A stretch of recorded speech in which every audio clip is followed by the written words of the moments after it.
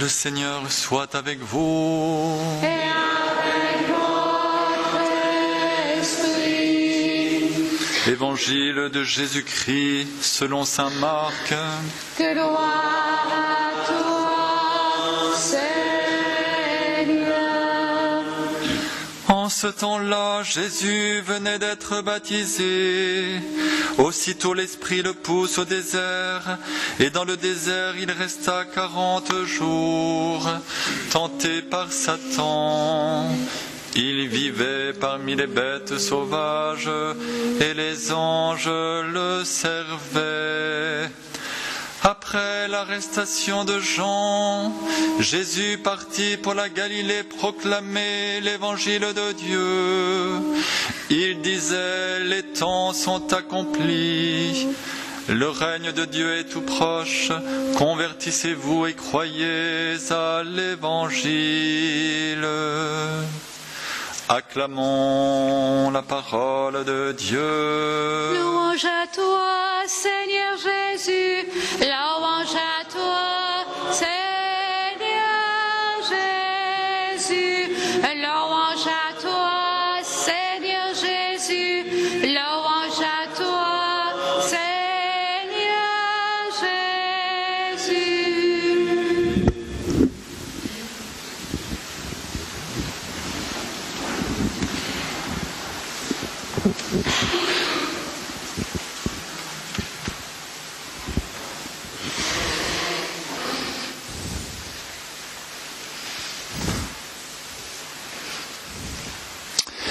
Parfois circule une idée fausse sur le Dieu de l'Ancien Testament, du style c'est un Dieu qui se met en colère, qui fait tomber des déluges, enfin pas drôle quoi. Est-ce que le Dieu du Nouveau Testament nous dit que nous sommes pardonnés? Alors cette vision est bien évidemment fausse. Car il nous faut comprendre que le déluge fait partie des malédictions dues au péché. Comprenons que si nous vivons dans l'obéissance à la loi de Dieu, alors nous sommes dans la bénédiction. Dieu nous bénit. Si par contre nous vivons dans une autre loi que celle de Dieu, alors il y a une malédiction sur nous. Et pas seulement sur nous, cette malédiction, elle s'étend aussi sur tout le créé. Et ça, c'est le drame du péché originel. Il y a une certaine malédiction sur la création. Et, on nous dira saint Paul, cette création aspire maintenant à sa délivrance. Alors, ce serait un peu gros de dire que Dieu est responsable des catastrophes qui arrivent dans l'Ancien Testament. Un peu gros, quoi. Non, car ces catastrophes ne sont que la conséquence du péché de l'humanité.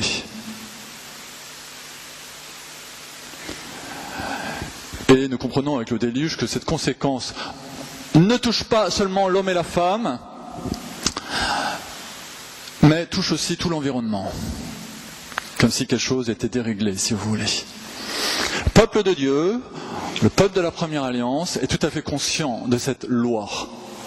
Et, afin d'accueillir la promesse de Dieu, car Dieu promet, nous l'avons entendu, il promet à Noé cette alliance. Il fait alliance. Dieu ne veut pas la malédiction. Il veut que tous les hommes soient sauvés. Ça, c'est la volonté de Dieu. Il n'y a pas de prédestination à l'enfer. Ça, c'est faux. Alors, le peuple de la première alliance a compris qu'il y a un seul problème, un seul pour l'humanité, un seul. Celui de se réconcilier avec Dieu. Parce que si tu te réconcilies avec Dieu, alors tu seras béni. Il n'y aura plus de malédiction pour toi. Même si nous savons, d'accord, que la malédiction du péché originel va nous poursuivre, oui, celle-là, elle sera vaincue à la fin des temps. D'accord. Mais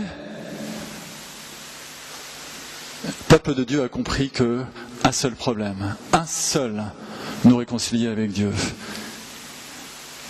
Et c'est pourquoi la loi juive, une fois par an, proposait ce temps de prière qui existe toujours dans le judaïsme.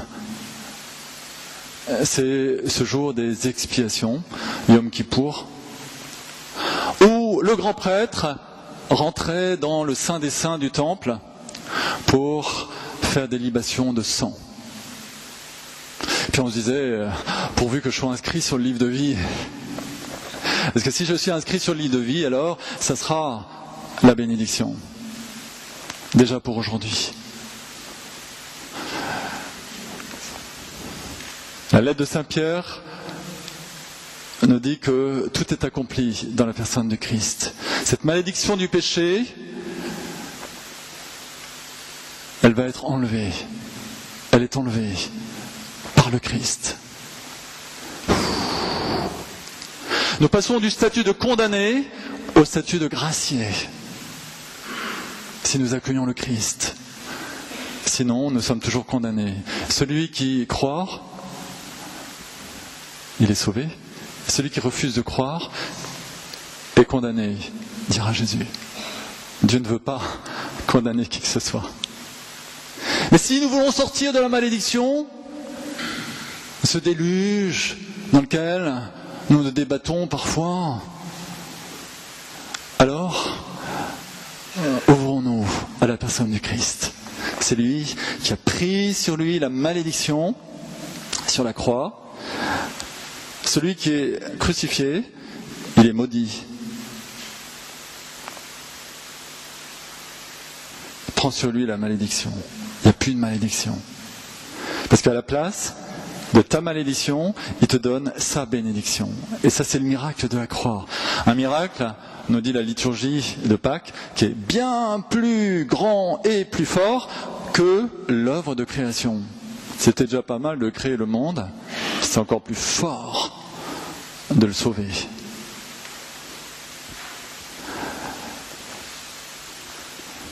Et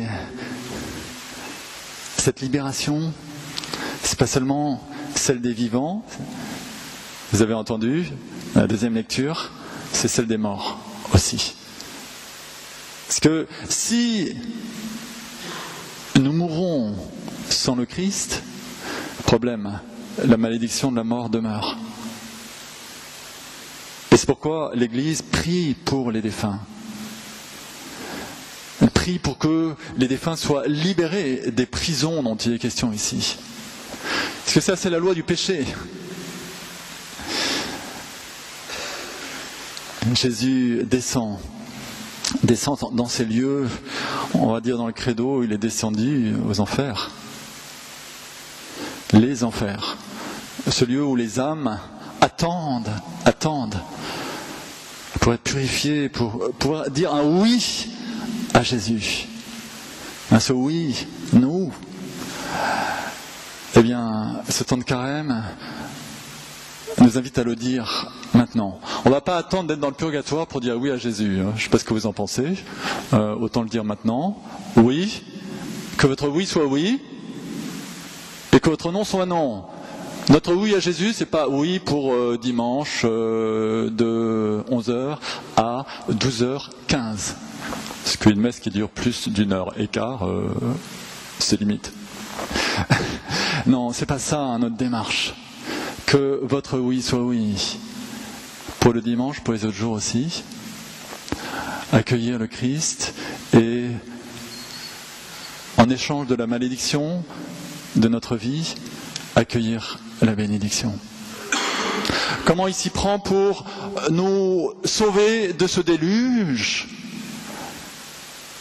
Qui d'entre nous n'a pas ressenti d'être dans un déluge, d'être emporté par des espèces de courants, soit intérieurs, soit extérieurs? Où on a envie de dire, mais où est-il ton Dieu?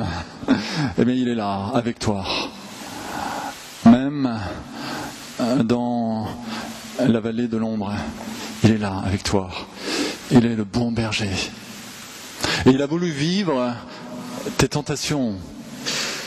Il a voulu vivre et d'être confronté aux démons. Ça nous arrive aussi. Ça nous arrive.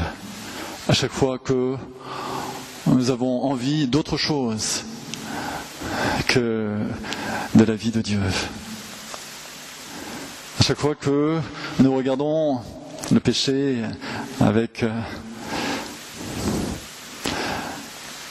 un certain attrait, avec ce mensonge du tentateur qui te dit « Oh, c'est pas si grave. Bon, allez, une fois. » Voilà. Alors Jésus a voulu vivre ces tentations que nous vivons tous, pour leur donner une solution. Alors la solution à la tentation, c'est la parole de Dieu. Que nous soyons, frères et sœurs, en ce temps de carême, des assidus de la parole de Dieu. Le pape François, il nous dit, ça serait bien de l'avoir sur soi. Vous l'avez sur vous ? Permanence ? Que vous ayez votre arme sur vous.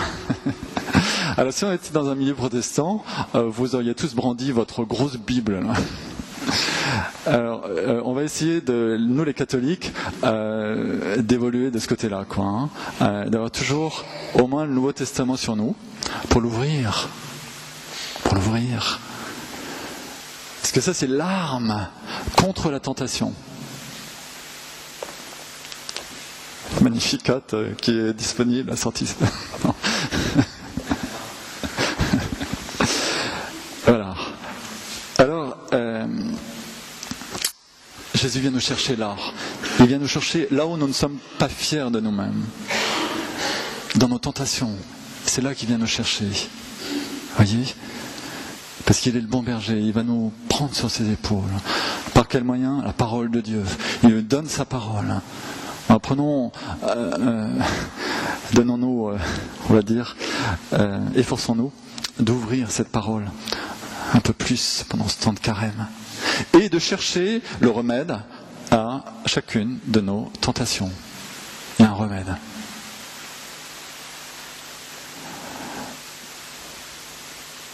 Jésus descend, oui, et il descend jusqu'à prendre sur lui la malédiction. La malédiction de notre péché, cette rage intérieure, ces trucs tordus à l'intérieur de nous-mêmes, tordus, ces mensonges aussi, il les prend sur lui. Et il va transformer un meurtre, une torture, il la transforme en une prière qui nous sauve. Ça, c'est le miracle de la croix. Quand les hommes le torturent, lui, il transforme ce crime en prière qui nous sauve, qui sauve le monde. Et ça, c'est l'Eucharistie. Dans l'Eucharistie, nous le recevons. Nous le recevons, lui, au moment où il nous sauve sur la croix, où il donne tout, son corps, son âme, sa divinité, tout pour nous. Le Christ est à nous. Frères et sœurs, le Christ est à nous. Saisissons-le. Deux moyens pour sortir de la malédiction de notre péché, de ce déluge dans lequel nous nous débattons. Deux moyens. La parole de Dieu, l'Eucharistie. Vous avez reconnu la messe. Tout est donné dans la messe. Tout. Alors bénissons le Seigneur. Lui qui nous invite à accueillir le trésor de la rédemption, le trésor de sa miséricorde. Oui, nous avons besoin de l'accueillir, car le plus grand malheur pour nous, ce serait de nous situer du côté des purs. Les pharisiens qui disent « Moi, pas de problème, moi je prie, moi je jeûne, moi je donne mes biens. » Ça, c'est le pire qui pourrait nous arriver. Me dire « Ça va pas mal pour moi, merci. Je suis quand même assez avancé maintenant. Bon, puis d'ailleurs je vais à la messe tous les dimanches. C'est bien, non? Puis je prie le matin, le soir. C'est bien, non? C'est vrai, le pire malheur. Et le plus grand bonheur, c'est de dire, Seigneur, aie pitié du pécheur que je suis. Et je t'accueille comme mon Seigneur, comme mon Dieu. Je me donne à toi totalement. Ça, c'est le plus grand des bonheurs. Alors accueillons ce temps de carême comme un temps de bonheur. C'est le temps de la rencontre, c'est le temps du don, de l'accueil, de l'intimité avec celui qui nous aime et qui nous a tant aimés, qu'il a livré sa vie pour nous. Oui, ce sera aussi un temps, comme on disait tout à l'heure, de marche et de déménagement, car nous allons quitter nos vieilles habitudes, quitter le vieil homme en nous. Oui. Il va y avoir un travail, c'est vrai, mais tout ça sera dans le bonheur d'accueillir la lumière de Jésus, de nous laisser illuminer et transformer par lui. Alors entrons dans l'action de grâce. Amen.